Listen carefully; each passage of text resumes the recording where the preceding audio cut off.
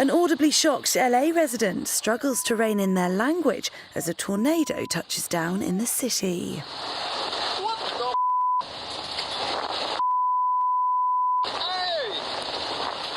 While the twister was in the smallest category possible, they are unusual in California, with this thought to be the first since 2004. Other tornadoes were sighted across the city, part of a storm system that's pounded Southern California with heavy rain and high winds, triggering flash floods and mudslides that's prompted the evacuation of hundreds of homes and transport along the coast.